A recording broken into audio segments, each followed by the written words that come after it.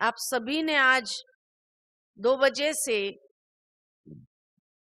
अमृत वेला योग किया है और इसीलिए जब ऐसे योग की स्थिति है तो इस योग की स्थिति को कल तक तो कम से कम जारी रखो, ताकि आप बहुत सहजता से बाबा का अनुभव या अव्यक्त स्थिति द्वारा अव्यक्त मिलन का अनुभव कर सको।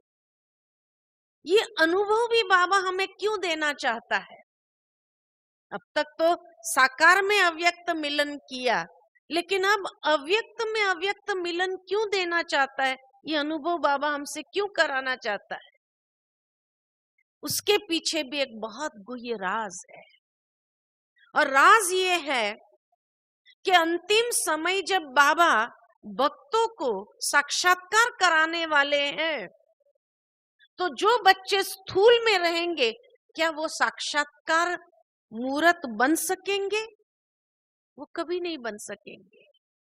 इसीलिए अंतिम समय जब अनेक प्रकार के परिस्थितियों के बीच हर एक आत्मा घिरे हुए होंगे, ऐसे समय पर उनका सबका ध्यान, हे प्रभु अब तू ही कुछ कर।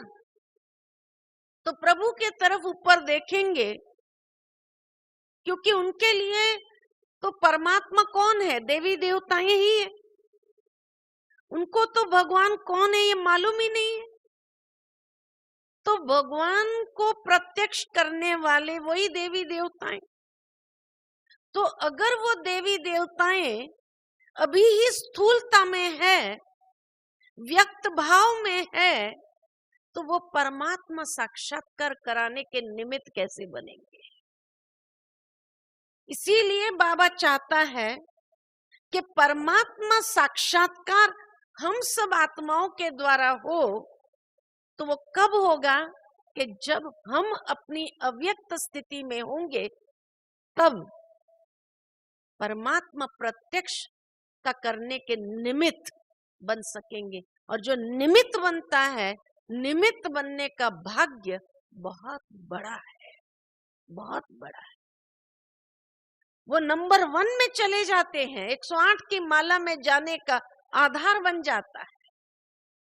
इसीलिए बाबा चाहता है कि बच्चे अभी से ही अव्यक्त स्वरूप के अभ्यासी हो जाए। जितना अव्यक्त स्थिति आपकी क्रिएट हो जाएगी, तो अंतिम समय आपके द्वारा बाबा प्रत्यक्ष हो जाएगा। जो दुनिया में सभी आत्माएं कहेगी कि हमारा बाबा आ गया, हमारा बाबा आ गया। तो आपके वो दिव्य स्वरूप के द्वारा ही बाप की प्रत्यक्षता होगी। बाकी अगर हम स्लोगन लगा देंगे जगह जगह भगवान आ चुका है, भगवान, कोई मानेगा? कोई नहीं मानेगा। आप स्लोगन लगा देने से कोई मानने वाला नहीं है, क्योंकि वो आपके स्वरूप के द्वारा उस परमात्मा को देखना चाहते हैं, और आपको निमित्त बनना है। हम सबको निमित्त बनना है। तो हम सबको निमित्त बनना है, तो उसके लिए हमें अपनी स्थिति कैसी बनानी होगी? अव्यक्त बाप दादा को प्रत्यक्ष करने के लिए हमें अपनी स्थिति अव्यक्त बनानी होगी या नहीं होगी? और अभी तक हम ही सेल्फी खींचते रहेंगे, तो बाबा की प्रत्यक्षता के निमित्त बनेंगे?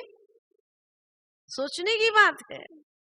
इसीलिए बाबा कहते हैं कि जिसकी बुद्धि रूपी पांव इस देह रूपी धरनी से ऊपर है, वही अव्यक्त मिलन का अनुभव बहुत अच्छे से कर सके, क्योंकि उनको बाबा की लिफ्ट मिलेगी और वो सहज अव्यक्त वतन में बाबा के साथ अव्यक्त मिलन का जैसे पर्सनल में रूहान कर रहे हैं, ऐसे अनुभव करेंगे। ये बाबा का वायदा है।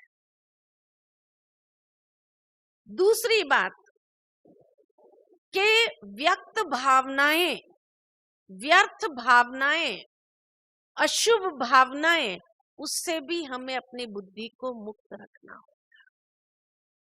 और उसके बदले हर आत्मा के प्रति शुभ भावना, शुद्ध भावना। तो जितनी हमारे पास शुभ भावना, विश्व कल्याण की भावना, विश्व कल्याण की कामना होगी, वसुदेव कुटुंबकम की भावना होगी, सब अपने हैं, बाबा के बच्चे हैं सब, चाहे वो ज्ञान में चल रहे हैं, उसने बाबा को पहचाना है नहीं पहचाना है, लेकिन जब ये भावना हमारी एक बृहद भावना हो जाएगी, तब सहजता ही अव्यक्त भावनाओं को हम अनुभव कर सकेंगे। कैचिंग और टचिंग पावर, जो बाबा टच कर रहे हैं उसको कैच करना सहज स्वाभाविक हो जाएगा।